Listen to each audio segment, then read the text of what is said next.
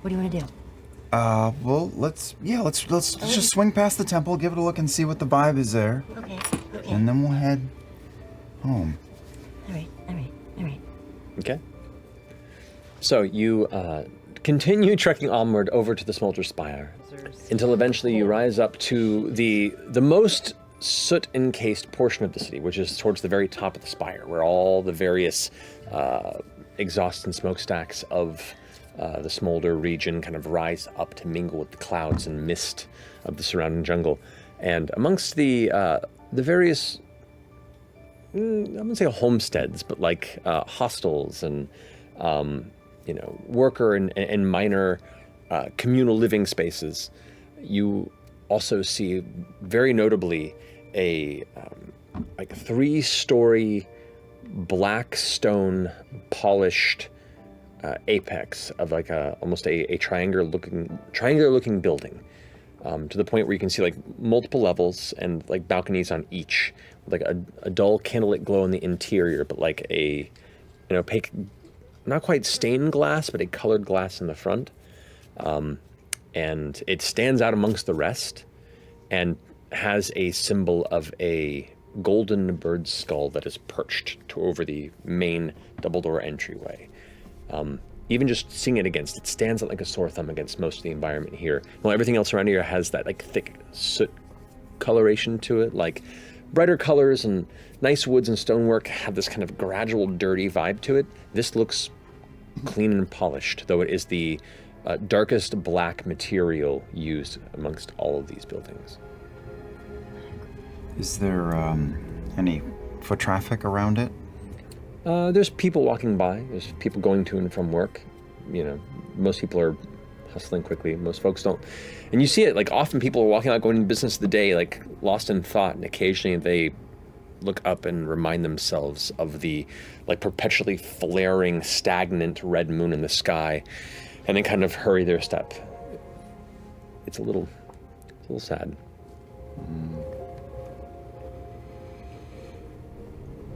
What are you thinking? So nothing. I want to know how they're reacting here. Are you still invisible? Yeah. Yes. Yeah, I keep looking over and you're not there. Okay. A couple minutes. Come on. Okay. I'm gonna walk to the entrance. Okay. You go to the front doors. They are closed, but it doesn't appear like they're locked or sealed. Are you supposed to knock or you just go in? I'm gonna push the door. Okay. It opens a few inches, just enough where your group will be able to kind of shimmy through. Okay. Hello? As you step in, your voice kind of echoes, hello, hello, hello, hello, through the halls, and you can see the exterior doesn't quite, while it looks like it's a tall, flat front, the hall continues deep into the rock behind it. And you can see it's this kind of almost like looking down the rib cage of the interior of a massive whale. Like the halls have this kind of natural curvature that comes to a singular point where lanterns hang, and it just seems to go on forever. And then as you kind of focus, you hear like the subtle rushing of water, and you realize there's an allusion to how long the depth is. Some of it is the reflection in the kind of water that's falling ways down, probably a good 60 or so feet back, 70 or so feet back, and it's reflecting the interior to where it gives that kind of endless hallway sort of illusion.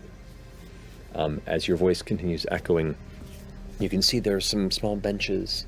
You can see there's like a kind of like a pulpit that opens up before it gets to this perpetual waterfall, and a single figure that's kind of kneeling across the way stands up, faced away from you in kind of like dark robes, turns around, and you see there's a hood and like a somewhat sheer veil that just goes across the nose and down into the face that drags across the entirety of the torso and connects to their arms as they kind of put them out to you. You can see it kind of stretch like this massive, almost like a full front body veil where just the eyes kind of peek through from underneath the hood. And they begin to step towards you, echoing through the hall. A moment. What brings you to the Duskmaven's site this day, little one? I'm sorry. I don't have anyone else to turn to right now. I'm having major questions of faith. And the changes I see above have me worried. You are not alone. And as the figure steps closer and the light that's pouring in from the crack in the doorway begins to spill across them, you can see the hood from beneath it, like a warm tan skin, hairless human head, just completely smooth, no eyebrows, gentle brown eyes, and kind of a soft smile as they still approach, kind of arms out and then fold them in front, feminine in appearance. I'm no stranger to death. And I've heard tales of fate. But the things I'm seeing frighten me. What's happening?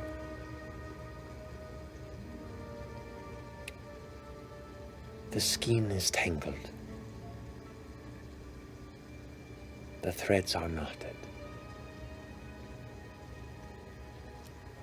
The fear that you feel, I felt by all. Their eyes wander up towards the roof above and beyond.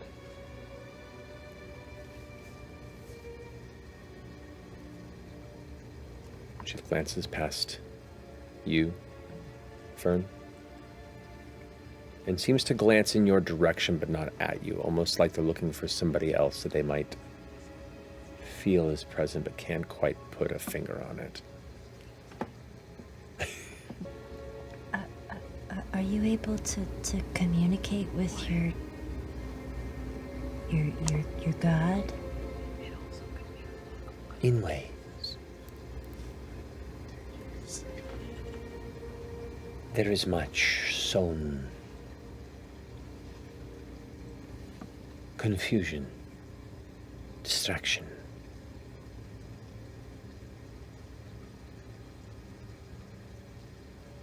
And you can see the kind of soft, welcoming appearance on the figure seems to sit into a moment of exposed vulnerability before it's immediately covered back up.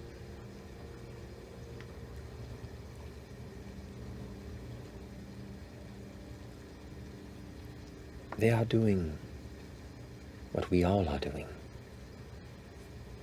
what we must to survive. And our fates are intertwined.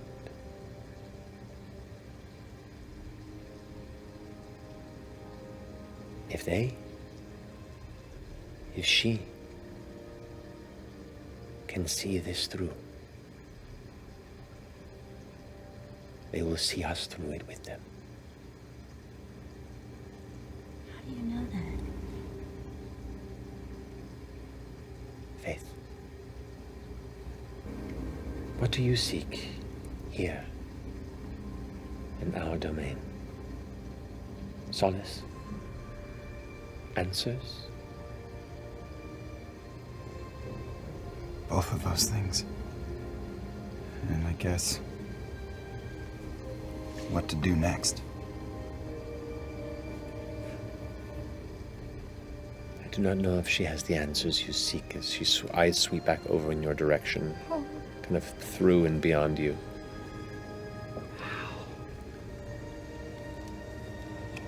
For we are in both a period of mourning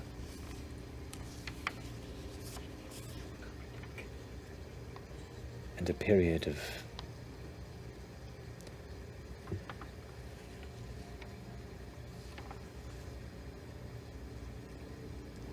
preparation. Come drink of the waters with me. And she turns around and Both of you. Grab Fearne's finger. Wait, what? You're going to? Start pulling her. What? It's just water. It's just water. Is this something weird, or is this just water? they're not looking at you. They're still just walking back to that kind of interior waterfall. I'll go too. As you approach, and you now see there is a basin, like a half-circle basin at the end of the room where the water is kind of coming down, and it is cool, it is clean, it is clear, and you can see within the rock here the ribs of this chamber as it kind of comes to this kind of M apex in the center. Along each of them, there are these what look like just smooth, like intricate designs. You can see are these subtle sculptures of just arms all reaching up over each other across them until they join in the center, and that's where these little kind of torches that flicker in the middle, of which a handful of them are dark. But as she sits down, they reach into the waters with a small, what looks like a dark metallic pan of some kind, and takes of the water, and turns around and hands it out to you. Oh, I mean, I'm not a god person. I don't know what am I just? Are you? Go ahead. Go for it. She's holding in her own hands. It's a small, like dark metal pan. Okay. Orym did not expect things to go to this point. He was just trying to vibe check this temple, but he leans down and shuts his eyes and, a little scared, drinks the water. It is very cold. It is refreshing. And as you drink it, the cold seems to like spread through you, like when you drink a bourbon that like burns through the insides. This is like a chill that just kind of spreads, and it's not uncomfortable, but it does cause you to just naturally shiver a bit. She turns to you.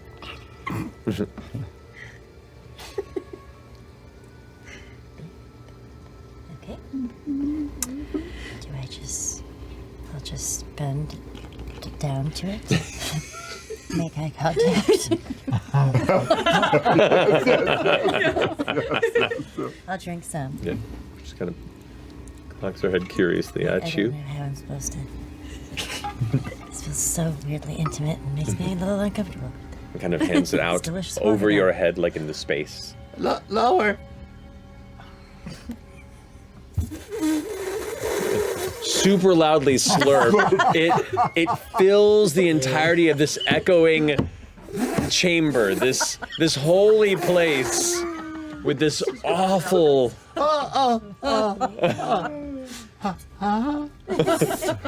There's an old guy sipping soup at canners. Yeah.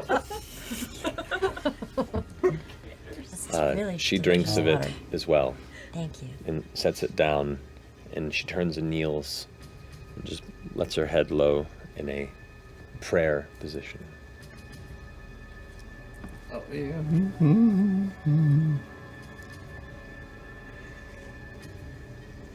I'm gonna think in my head, silently, we really are looking for answers.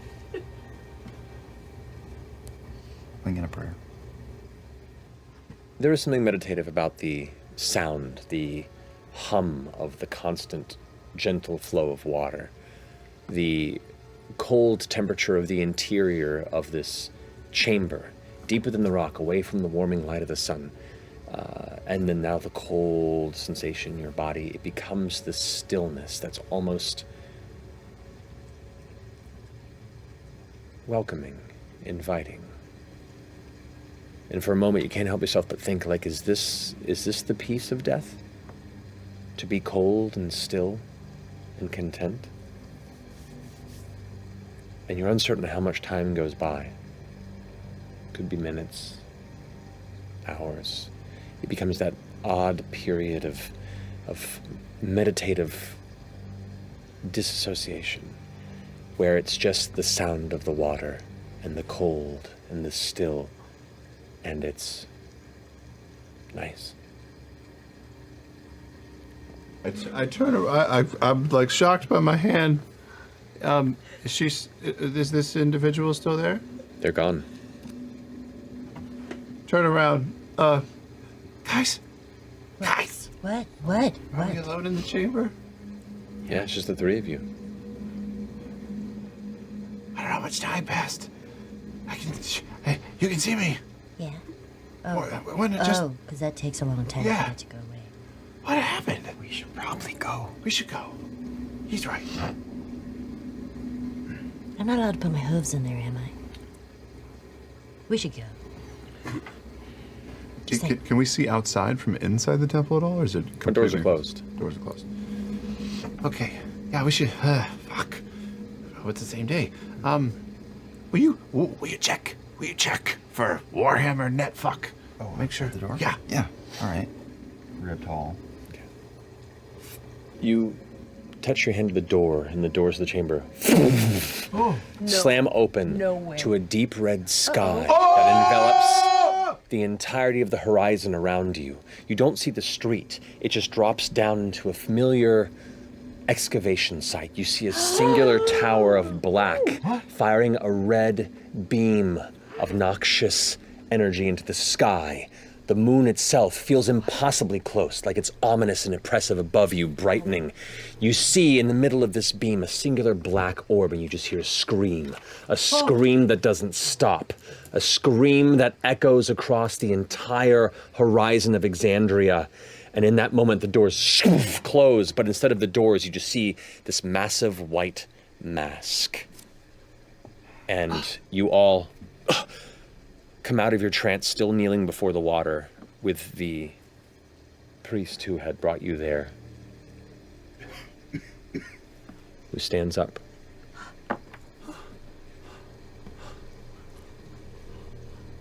Well, what was that? What was that? What was that? We're in a period of mourning. Mourning for what? Oh, For one of our own. there was a. You saw the red sky and the beam and The black orb? The whole sky was then the red? big white face. Screaming? Yeah. How do we help? How do we help in the fight? How do we turn the tide? Faith.